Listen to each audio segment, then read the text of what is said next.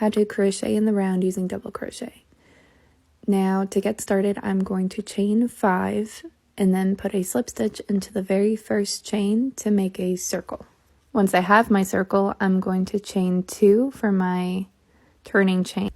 Once I have my chain 2, I'm going to put 10 double crochet into the center of the ring. I didn't do this in the other videos, but I'm just going to hold that short strand from the slip knot and crochet it into my stitches. That way it'll be hidden and I don't have to worry about weaving it in later. Now for this one, I've decided to chain 2 at the beginning of my row, but I'm not going to count that as a stitch. I find that when you're working in the round with double crochet, there can sometimes be that awkward gap. And since I'm using finished rows, I'm already going to have a seam and I don't really want to draw attention to it. The best way that I found to do that is to chain 2 and just not count them as a stitch and work on over them. Pretend they're not there. Now that I'm almost at the end of round 1, I'm going to slip stitch on top of that first stitch. So I'm going to skip the chains completely and just slip stitch right there. Then I'm going to chain 2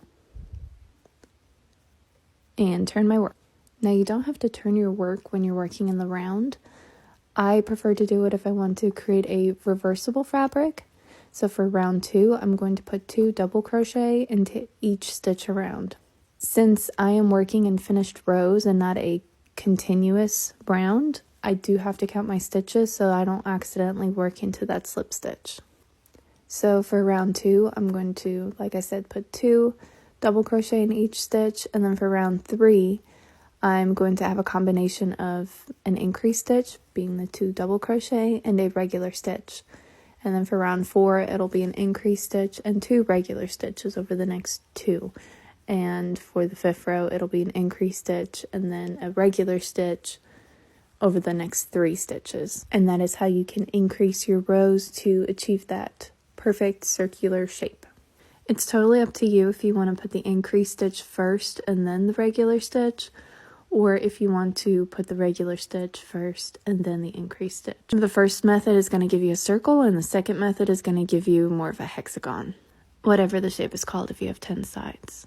Now here I put 2 double crochet into my last stitch, and if I slip stitch on top of the first stitch, the 2 chains is going to cover that gap a little bit, but I still don't like it because, like I said, it draws attention to the seam. So what I'm going to do instead is I'm going to undo the last stitch, and instead of having 2 double crochet in that last stitch, I'm going to put my last double crochet into the slip stitch of the first round. That way my stitch count is still right, but I got rid of that ugly little gap. There you go.